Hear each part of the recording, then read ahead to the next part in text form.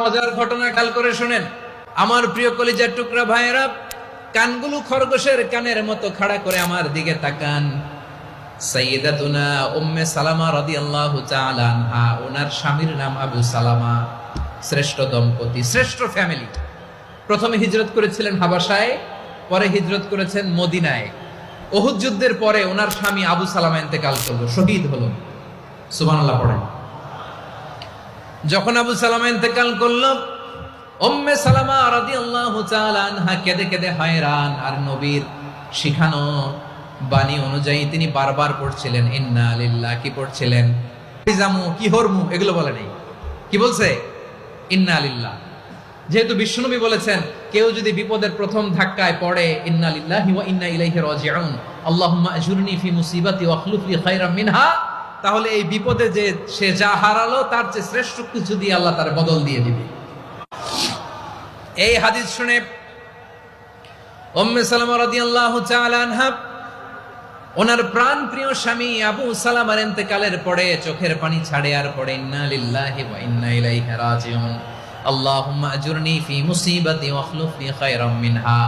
বারবার এই দোয়া পড়ে চোখের পানি ছাড়ে, এই দোয়া পড়ে চোখের পানি ছাড়ে, আর মনে মনে বলে আবু সালামার মতো ভালো মানুষ মদিনাতে নাই, আবু সালামার চেয়েও ভালো মানুষ মদিনাতে নাই, তার চেয়ে ভালো মানুষ কি করে আল্লাহ তাআলা আমারে দিবে, তার চেয়ে ভালো মানুষ তো আমি মদিনাতে দেখি না। চোখের পানি দিয়ে বুক ভাসায় আর নবীর হাদিসের উপর আমল করে পড়ে ইন্না লিল্লাহি ওয়া ইন্না ইলাইহি রাজিউন, ইন্না লিল্লাহি ওয়া ইন্না ইলাইহি রাজিউন।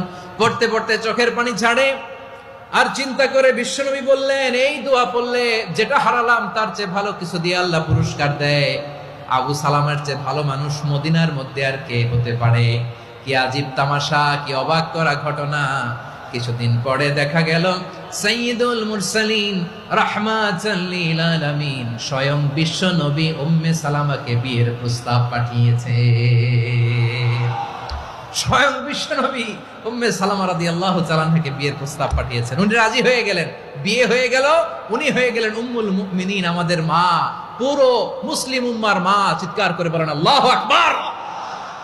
তাহলে আমার প্রাণপ্রিয় ভাইয়েরা, বিপদে পড়লে আমরা পড়বো ইন্না লিল্লাহি ওয়া ইন্না ইলাইহি রাজিউন, আল্লাহুম্মা আজুরনি ফি মুসিবাতি ওয়া আখলুফ লি খায়রাম মিনহা। পড়বেন? পড়বেন না? যারা যারা বিপদ আসলে এই দোয়াটা পড়বেন এখন থেকে আওয়াজ করে ইনশাআল্লাহ বলেন। যা হারাইছেন তার চেয়ে শ্রেষ্ঠ জিনিস দিয়ে বদলা দিবে কে?